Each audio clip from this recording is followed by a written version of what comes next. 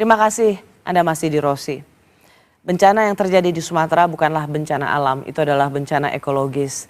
Bencana yang disebabkan karena kita manusia tidak mampu merawat alam, berkeadilan, dan memikirkan keseimbangan alam. Sehingga ketika segala sesuatu yang di luar kontrol manusia berupa cuaca, itu tidak dapat kita cegah karena alam telah kita rusak. Saya bersama pemimpin redaksi National Geographic Indonesia, Didi Kaspi Kasim. Bung Didi, hutan Sumatera itu diakui UNESCO sebagai warisan dunia hutan hujan tropis Sumatera. Betul ya? Tropical Rainforest Heritage of Sumatera sejak tahun 2024. Tetapi karena ada penebangan liar, perambahan lahan, rencana pembangunan infrastruktur, 2011 itu hutan Sumatera berstatus dalam bahaya. Itu 2011. Artinya sebenarnya sesuatu yang terjadi di Sumatera 28-27 November lalu adalah sesuatu yang as predicted. Sesuatu yang sebenarnya ya ada di depan mata. Yang kita panen, Mbak. Ulah kita yang kita panen.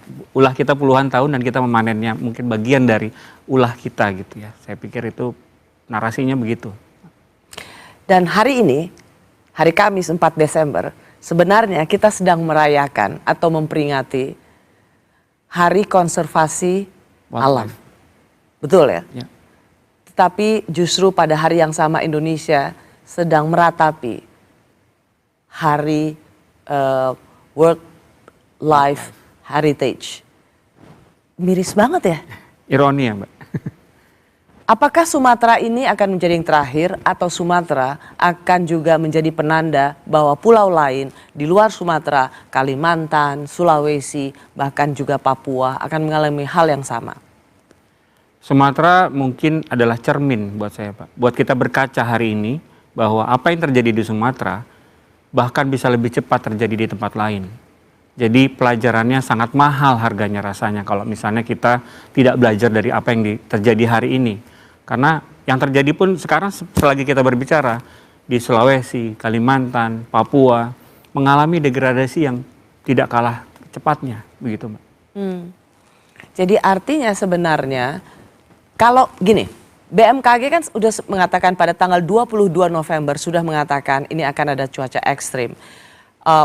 Dan kemudian dikatakan antisipasi, pemerintah daerah harus antisipasi. Nggak mungkin juga bisa mengantisipasi kalau cuma 5 hari atau 7 hari. Dengan seluruh rasa hormat kita pada alarm atau peringatan pada BMKG. Tapi kalau memang seperti ini alam yang ada, memang antisipasi itu tidak mungkin disiapkan hanya 5 atau 2 minggu. Itu harus disiapkan dekade, bertahun-tahun untuk mengantisipasinya. Betul, Pak. Jadi saya rasa memang kita memerlukan early warning system yang melibatkan masyarakat. Kita melibatkan tata kelola misalnya adat yang memang sudah mempunyai sistem sebetulnya dalam mengelola bencana.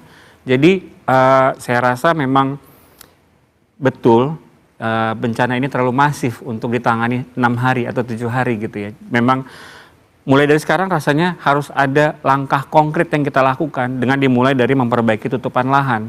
Lalu kemudian tadi memperbaiki early warning system kita dengan melibatkan masyarakat di akar rumput gitu, Mbak. Itu akan menjadi lumayan kita bisa lebih bersiap lah gitu. Ya, menutup perbincangan kita pada malam hari Bung Didi. Jadi 4 Desember ini kita memperingati World Wildlife Conservative 4 Desember. Tetapi di hari yang sama kita sedang meratapi apa yang terjadi pada alam kita. Tapi harusnya ratapan itu tidak berhenti hanya sekedar ratapan, harus menjadi satu kebangkitan bersama. Saya ingin mengundang Anda untuk memberikan harapan, tidak saja kepada pemerintah, tapi juga bagi masyarakat Indonesia. Terima kasih telah menyaksikan Rosi. Kita jumpa lagi Kamis depan, tetaplah di Kompas TV, independen, terpercaya. Ada harapan yang selalu bisa kita sematkan demi masa depan ekologi Indonesia. Pemimpin redaksi National Geographic Indonesia, Didi Kasim.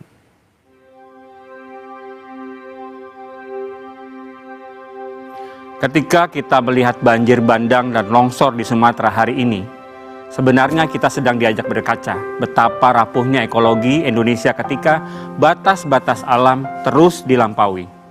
Hujan ekstrim ini hanya pemantik. Persoalan utamanya adalah lanskap yang kita ubah, terlalu cepat hulu yang gundul, lereng yang dipaksa bekerja tanpa henti, rawa dan gambut yang dikeringkan tanpa memikirkan musim berikutnya. Langkah pertama adalah kejujuran ekologis. Tanpanya, pemulihan mustahil dimulai. Langkah kedua, mengembalikan batas alam. Hulu tidak boleh dipaksa menjadi kebun atau tambang. Sungai tidak boleh disempitkan beton. Dan gambut tidak boleh dikeringkan semaunya. Kita harus kembali menghormati geografi kita. Langkah ketiga, memulihkan fungsi bukan sekadar menanam ulang. Reforestasi adalah awal. Tetapi inti pemulihan adalah menghidupkan kembali daerah tangkapan air, struktur tanah, ruang sungai, dan hutan sebagai pengatur air. Langkah keempat, mengembalikan manusia sebagai penjaga. Komunitas adat, ilmuwan, jurnalis, dan generasi muda harus berjalan bersama. Karena tidak ada solusi ekologis tanpa solusi sosial. Dan akhirnya, kita perlu membangun harapan. Kita masih punya waktu untuk memilih energi yang tidak merusak hulu, membangun ekonomi yang menghormati sungai, dan membuat kebijakan yang berpihak pada kehidupan jangka panjang. Harapan adalah keputusan untuk bergerak.